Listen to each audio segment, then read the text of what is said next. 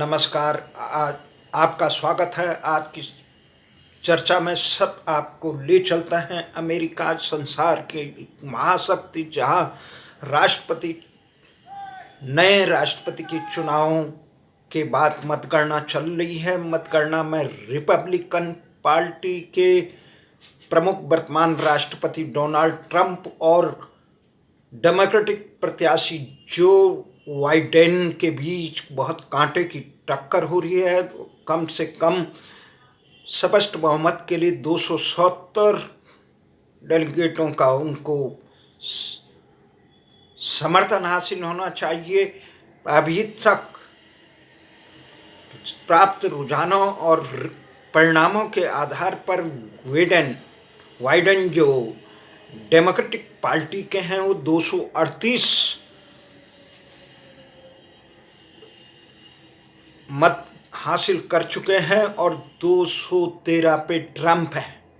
हालांकि कुछ समय पहले तक पॉपुलर मतों के आधार पर ट्रंप आगे चल रहे थे, पर लेकिन वर्तमान में ट्रंप इस मामले में भी अपने निकटतम प्रतिद्वंदी डेमोक्रेटिक पार्टी के जो बाइडेन से हल्का पीछे चल रहे हैं।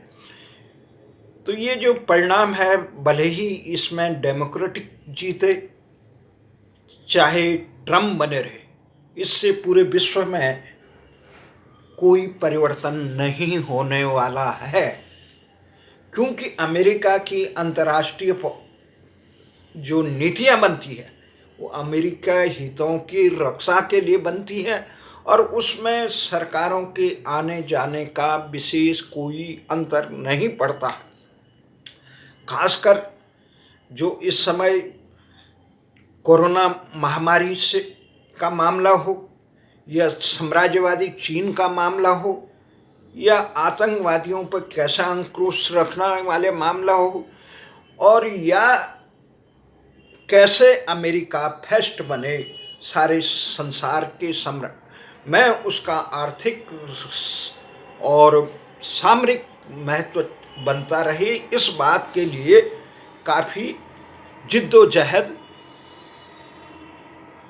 करने की नई सरकार नहीं कर पाई, क्योंकि एक सीमा है। बिल्कुल उसी के अनुरूप अमेरिका की तमाम सरकारें चलती हैं और जो अमेरिका की तमाम सरकारें वो कैनी हेस्टन की एक नीति रही है, उसमें ये रहा है कि अमेरिका के हितों की किसी भी ढंग से रक्षा करना और अमेरिका को सर्वोच्च पद पर आसीन बनाए रखना उसका साम्राज्य का, और जो भी दुश्मन देश अमेरिका के खिलाफ हैं उससे। हाँ, इन नीतियों की, इन चुनावों की अमेरिका के आंतरिक हित मामलों में अंतर पड़ सकता है, देश की स्थिति पर अंतर पड़ सकता है। जिस प्रकार से डोनाल्ड ट्रंप एक स्ट्रेट फॉरवर्ड आदमी थे, एक व्यावसायिक घराने के आदमी हैं, वो ज़्यादा तोल मोल की बात नहीं करते, स्ट्रेट फॉरवर्ड की बात करते हैं। उससे क्या हुआ, गोरे और कालों के बीच में संघर्ष का एक प्रकार से माहौल बन गया। अभी भी जो परिणाम आ रहे हैं अमेरिका में, उस समय भी जब ऐसा लग रहा है कि ट्रंप जाने वाले हैं, क्योंकि जो परिणाम आ रखे हैं उनमें ट्रंप हल्का पीछे हुआ और 238 पे डोनाल्ड ट्रंप के सबसे प्रबल प्रतिद्वंदी जो बाइडेन है। जो बाइडेन का आगे रहना अमेरिका के राष्ट्रीय हितों के लिए जो आंतरिक मामले हैं उसमें काफ़ी सहायक हो सकता है, क्योंकि जिस प्रकार से डोनाल्ड ट्रंप घोर दक्षिणपंथी माने जाते हैं,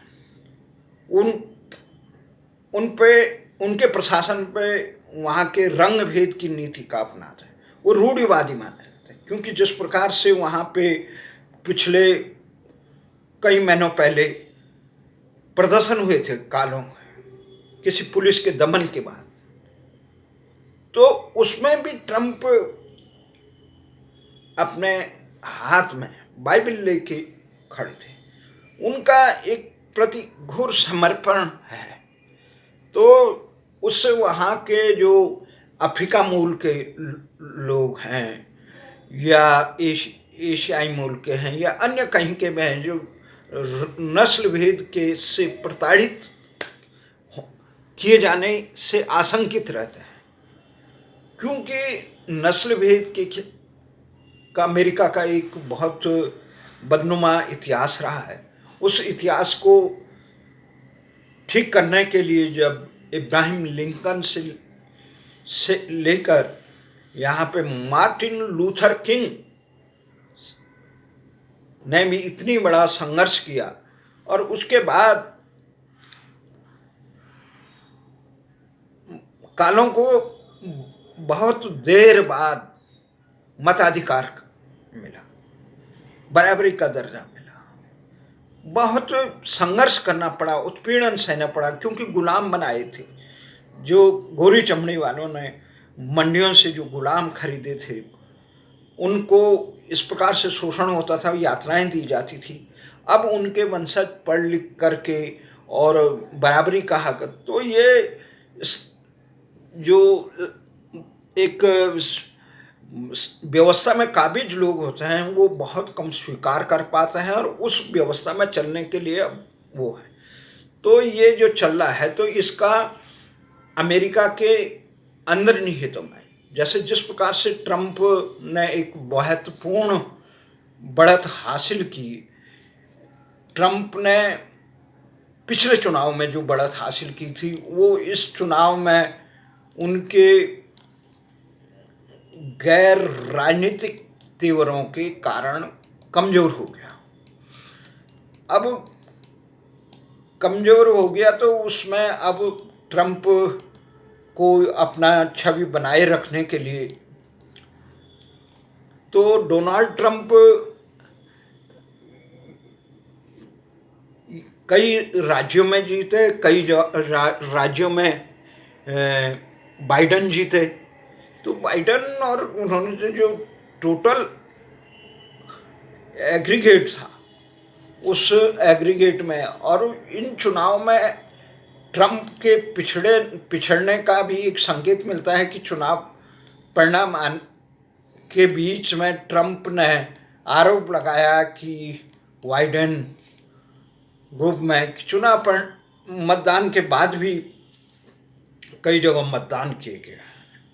तो ये चीज़ें चलती रहेगी। अमेरिका के बड़े बड़े राज्यों में वो जीते हैं, बाइडेन जीते हैं, ट्रंप ने कांटे की टक्कर दी इतना होने के बाद। और भारत सहित विश्व के मामलों में बहुत कम परिवर्तन होगा, क्योंकि अमेरिका के राष्ट्रीय हित सर्वोच्च मानकर वो किसी भी हालत में चीन को इतना स्वतंत्रता नहीं देंगे कि वो अमेरिका के वर्चस्व को जमींदोज कर दे। और जो अमेरिका के 2.5 लाख के आसपास लोग मारे गए इस त्रासदी में, कोरोना त्रासदी में, और पूरी अर्थव्यवस्था तहस नहस हो गई, विश्व की हुई, पर अमेरिका विश्व के हितों के बारे में ज़्यादा चिंतित नहीं होता। अमेरिका चिंतित होता है केवल अमेरिकी हितों के लिए। तो इन चुनाव में भारत के लिए भी चीन के ऊपर अंकुश रखने के लिए अमेरिका को भारत के साथ खड़ा होना पड़ेगा। जहाँ तक पाकिस्तान की बात है, पाकिस्तान चीन के पाले में है, ईरान चीन के पाले में है। तो इस प्रकार से सोवियत संघ ग्रुप और बसे हुए है। तो ये जो एक स्थिति है, विश्व की स्थिति भले ही न बदले, पर अमेरिका की आंतरिक मामलों में काफ़ी बदलाव होगा। जो समाज में, देश में बिखराव आने वाला था वो बिखराव बच जाएगा, और जो गोरे और काले का भेद, लंबा गैप बढ़ रहा था ट्रंप के उससे, वो अगर बाइडेन जीत जाता है, अभी तो ट्रंप ने जो स्टेटमेंट दिया है कि वो जीत जाए, पर ट्रंप अगर जीतते भी हैं तो वो इस खाई को, जो पिछले भूलें हुई, उसको सुधारने का काम करें। और बाइडेन जीतता है तो वो ट्रंप की भूलों को से सबक लेके सारे अमेरिकियों को साथ में लेकर एक नई नीति बनाने का काम करेंगे, और किसी भी प्रकार से बाइडेन सरकार हो या ट्रम्प सरकार हो, किसी से भी ये आशा रखना नासमझी होगी कि वो आतंकवाद पर अंकुश रखने के लिए कुछ ढील देंगे। इन्हीं आशाओं और विश्वास के साथ अमेरिका की गौरवशाली जनता को, जिन्होंने विश्व में अपना परचम लहराने के लिए इतना मजबूत लोकतंत्र स्थापित कर रखा है, भले ही वहाँ पे काले अंग्रेजों का, अमेरिकन रेड इंडियन जो अमेरिकन थे उनका काफ़ी दमन हुआ, उसके बाद जो राष्ट्र बना वो अमेरिका सपनों को साकार करने का देश माना जाता है, विश्व में प्रतिभाओं का जहाँ सम्मान करना माना जाता है, उस देश को की जनता को अपने इस नए भाग्य विधाता और विश्व के नए ध्वजवाहक के चुनाव के लिए हार्दिक बधाई, धन्यवाद।